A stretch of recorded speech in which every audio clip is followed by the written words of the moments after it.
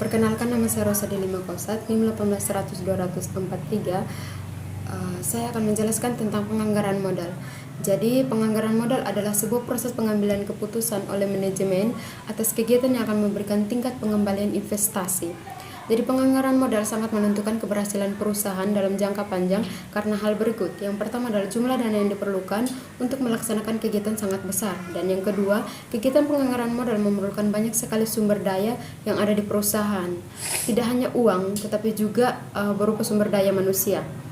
Yang berikutnya adalah kegiatan penganggaran modal memerlukan banyak sekali sumber daya yang ada di perusahaan. Yang ketiga adalah sebaliknya, jika kegiatan yang dijalankan oleh perusahaan dilakukan dengan sukses, maka perusahaan akan memperoleh keuntungan yang besar di masa yang mendatang.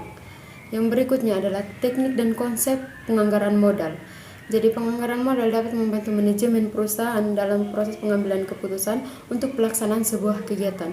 Sebagai contohnya adalah PT ABC ingin menambah mesin produksinya dari 3 buah menjadi 5 buah. Untuk itu PT ABC harus membeli 2 buah mesin baru yang diperkirakan akan dipakai selama 10 tahun. Jadi, PT ABC harus membuat keputusan apakah akan membeli mesin tersebut atau tidak membelinya. Berbagai faktor yang menentukan jadi atau tidaknya PT ABC membeli mesin antara lain kondisi keuangan perusahaan dan keyakinan perusahaan tentang target penjualan unit produksi di masa depan. Berikut adalah langkah-langkah yang dilaksanakan oleh perusahaan dalam penganggaran modal. Langkah yang pertama adalah tentukan nilai investasi awal dari kegiatan yang akan dijalankan oleh perusahaan. Yang kedua, tentukan sumber pendanaan untuk mendanai kegiatan yang akan dilaksanakan oleh perusahaan. Langkah yang ketiga adalah tentukan arus kas masuk dan arus kas keluar selama kegiatan tersebut berjalan. Yang keempat adalah menghitung kelayakan pelaksanaan kegiatan dengan menggunakan metode-metode yang ada di penganggaran modal. Jadi sekian. Nama saya Pascalina Yohana Dede. Saya akan menyampaikan materi tentang metode payback period. Metode payback period sendiri merupakan metode untuk mengukur lamanya waktu yang dibutuhkan oleh sebuah kegiatan untuk menutupi pengeluaran investasi awalnya atau kembalinya sebuah modal. Dalam hal ini, selama kegiatan berlangsung, perusahaan akan memperoleh arus kas masuk bersih, kemudian arus kas bersih yang diperoleh setiap tahun dijumlahkan. Jika jumlah arus kas masuk bersih telah sama dengan pengeluaran investasi awal, maka perusahaan akan dianggap sudah kembali modalnya. Untuk itu, metode payback period ini menggunakan jangka waktu yang lebih cepat karena paling lambat itu jangka waktunya adalah sekitar 6 tahun. Berikut beberapa contoh perhitungan metode payback period. Di sini terdapat 2 contoh. Yang pertama, PT XAYM ingin mengganti mesin lamanya dengan sebuah mesin baru yang lebih efisien. Harga mesin baru diperkirakan senilai 1 juta miliar. Lalu mesin baru tersebut diharapkan akan memberi manfaat selama 10 tahun. Untuk penghematan yang dilakukannya menggunakan mesin baru setiap tahunnya, biaya yang dikeluarkan adalah senilai 250 juta. Dalam hal ini, PT XAY mensyaratkan untuk dapat membeli mesin baru tersebut, metode payback harus tidak lebih dari 6 tahun. Untuk penyelesaiannya menggunakan beberapa langkah-langkah. Langkah yang pertama, kita harus bisa menentukan nilai investasi awal. Seperti yang tertera di contoh soal tadi, nilai investasi awalnya adalah senilai 1 miliar. Langkah yang kedua, tentukan arus kas bersih dari pembelian bersih, lalu selama 10 tahun dengan total nilainya adalah 250 juta. Dan langkah yang ketiga, kita menggunakan rumus payback periode, yaitu yang pertama, nilai investasi awal dibagi dengan arus kas pada setiap tahun. Payback periodenya berarti sama dengan nilai investasi awal tadi senilai 1 miliar dibagi dengan 250 juta, yaitu arus kas setiap tahunnya diperoleh dengan 4 di sini kita dijadikan sebagai lamanya waktu untuk lamanya waktu dalam penghabisan masa manfaat dari mesin tersebut. Contoh soal yang kedua, PT ABC memiliki rencana untuk membangun sebuah ruko di Jakarta dengan nilai investasi awal dari proyek tersebut diperkirakan senilai 1.500 miliar. Berikut ini tabel untuk arus kas bersihnya. Tahun pertama arus kas bersih masuk adalah senilai 500 juta, tahun kedua arus kas bersih masuk senilai 600 juta, tahun ketiga arus kas bersih masuk senilai 800 juta, tahun keempat arus kas bersih masuk senilai 900 juta, dan tahun kelima arus kas bersih masuk senilai 100 juta. Penyelesaiannya yaitu nilai investasi awal yang diketahui adalah senilai 1.500 miliar. Lalu dilakukan pengurangan arus kas bersih pada tahun yang pertama yaitu senilai 500.000, maka nilai awal investasi tahun pertama tersebut adalah senilai 1 juta. Nah, untuk tahun keduanya dilakukan pengurangan yang sama, yaitu nilai investasi awal dari tahun pertama yaitu senilai 1 juta dikurang dengan arus kas bersih dari tahun kedua yaitu senilai 600.000, didapat 400.000. Untuk ini nilai investasi awal yang diketahui untuk tahun kedua adalah senilai 400.000. Jadi kesimpulannya, payback periode dari pembangunan proyek ini adalah di tahun kedua yaitu senilai 400.000. Untuk itu nilai investasi awal yang belum tertutupi sampai akhir tahun kedua adalah senilai 400.000 dan arus kas bersih untuk tahun ketiga adalah senilai 800.000. Halo, perkenalkan nama saya Sarah Wulan Diah Ayu Adiputri dari kelas 5B. Pada kesempatan kali ini saya akan menjelaskan tentang metode penganggaran modal, yaitu metode net present value. Nah, apa sih metode net present value itu?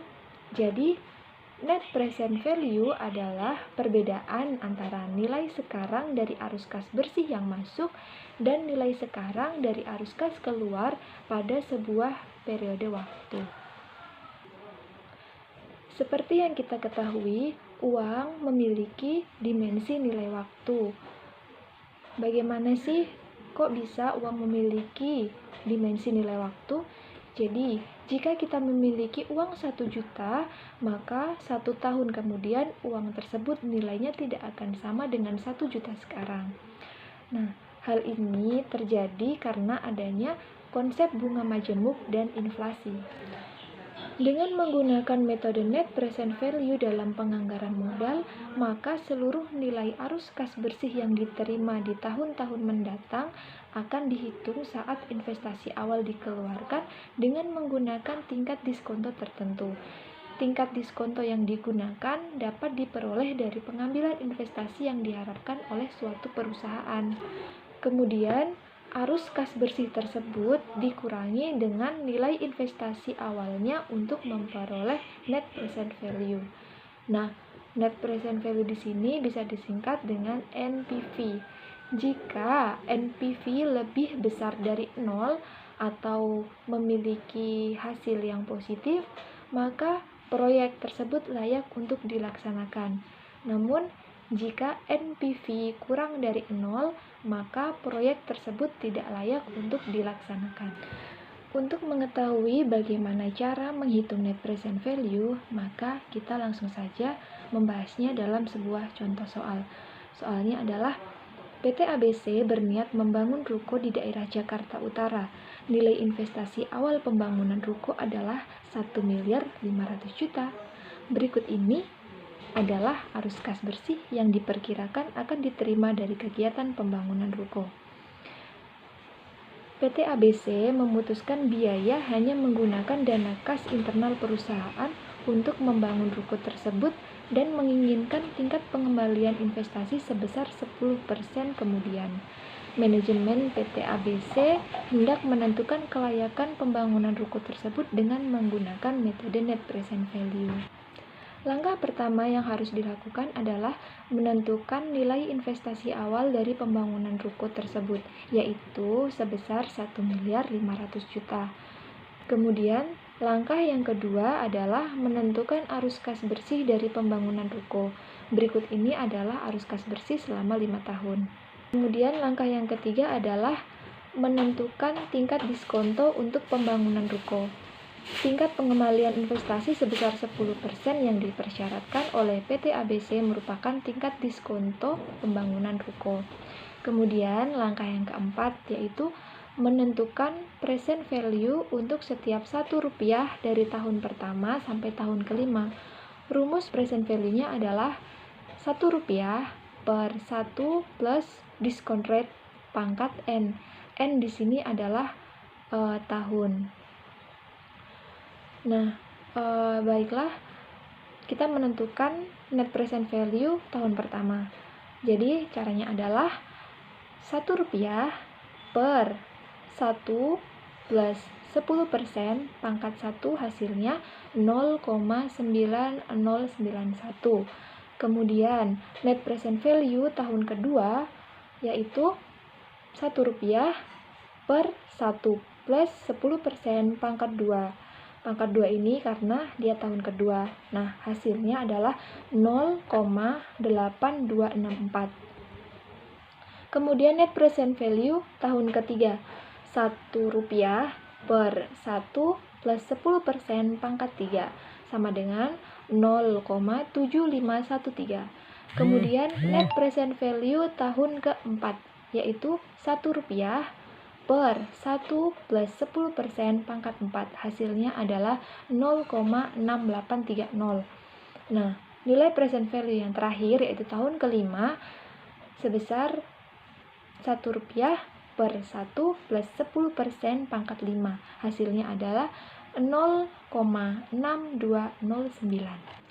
Langkah yang kelima, arus kas bersih masuk yang diperoleh dari tahun ke-1 sampai tahun ke-5 dikalikan dengan present value setiap tahunnya untuk memperoleh net present value dari arus kas bersih yang masuk. Bisa dilihat dalam tabel. Nah, di situ tahun pertama kan 500 juta. Present value 10%-nya adalah 0,9091.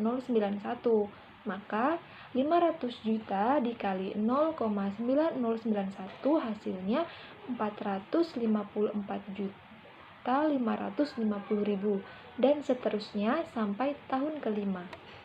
Langkah yang keenam adalah kurangkan net present value dari arus kas bersih masuk dengan nilai investasi awal. NPV dari tahun pertama sampai ke-6 itu dijumlahkan. Kemudian mendapatkan total sebesar 2.228.220.000. Kemudian dikurangi dengan nilai investasi awalnya yaitu 1.500.000.000. Nah, net present value dari proyek tersebut adalah 728.220.000. Di sini artinya adalah perusahaan tersebut mendapatkan keuntungan dari investasi pembangunan ruko yaitu sebesar 728.220. Maka kegiatan pembangunan ruko memiliki NPV positif sehingga layak untuk dijalankan. Baiklah, sekian presentasi dari kami kelompok 8 kelas 5B semester 5 program studi akuntansi Universitas Nusa Cendana. Semoga bermanfaat. Assalamualaikum warahmatullahi wabarakatuh.